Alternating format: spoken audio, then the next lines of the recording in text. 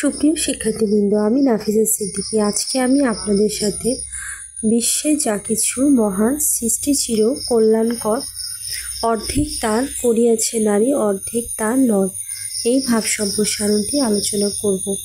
তো ক্লাসটি শুরুর পূর্বে নিয়মিত এই ধরনের ভিডিও নোটিফিকেশন সবার প্রথমে পেতে চ্যানেলটি সাবস্ক্রাইব করে পাশে থাকা বেল নোটিফিকেশনটি প্রেস করে দিন। তাহলে চলুন আজকে ক্লাসটি শুরু করা যাক। বিশ্বের যা কিছু মহান সৃষ্টি চির কল্যাণকর, অর্ধেক তার করিয়াছে নারী, অর্ধেক তার নর। মানব সভ্যতার ইতিহাস বলে আদিকাল থেকে আজকের যে সভ্যতা, তাতে নারী পুরুষের সমান অবদান রয়েছে।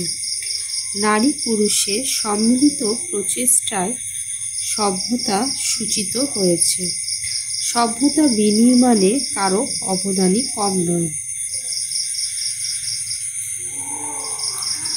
সম্প্রসারিত ভাব, নারী ও পুরুষের সম্মিলিত প্রচেষ্টায় সৃষ্টি হয়েছে সমাজ ব্যবস্থা। সুতরাং সমাজে নারী ও পুরুষের অবদান সমভাবে বিদ্যমান। এই পৃথিবীতে নর ও নারী একে অপরের পরিপূরক সত্তা। বর্তমান বিশ্বে নারীরাও পুরুষের সঙ্গে কাজ করে যাচ্ছে। নারীরা পুরুষের সঙ্গে কাঁধে কাঁধ মিলিয়ে সমাজের বিভিন্ন অঙ্গনে তাদের উপর আরোপিত দায়িত্ব পালন করছে। তাই নারীদের কর্মস্থল শুধু রান্নাঘরে সীমাবদ্ধ নয়, এবং বরং পরিব্যাপ্ত সমাজের সকল অঙ্গনে। কথায় আছে যে শকটের এক চক্র বড় এবং এক চক্র ছোট হয়ে সে শকট অধিক দূর অগ্রসর হতে পারে না, সে কেবল একই স্থানে ঘুরতে থাকে।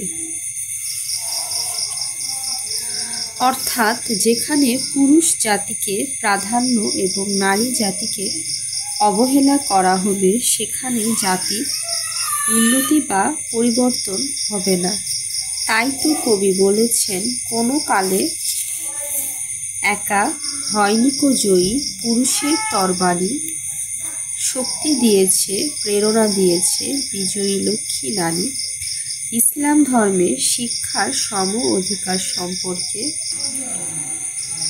বলা আছে, প্রত্যেক নর নারীর বিদ্যা অর্জন করা ফরজ।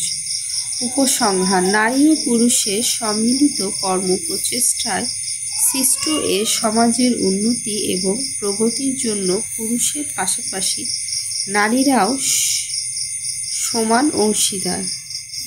তাই যাবতীয় উন্নয়নমূলক কার্যে নারীদের অংশগ্রহণ করা প্রয়োজন। এই ছিল আমার আজকের ভাব সম্প্রসারণ। এই ভাব সম্প্রসারণটা আমি পূর্বেও আপলোড করেছিলাম, তো আপনাদের অনেকের সমস্যার কারণে আজকে আবার করলাম। যদি ভালো লেগে থাকে অবশ্যই লাইক কমেন্ট করবেন।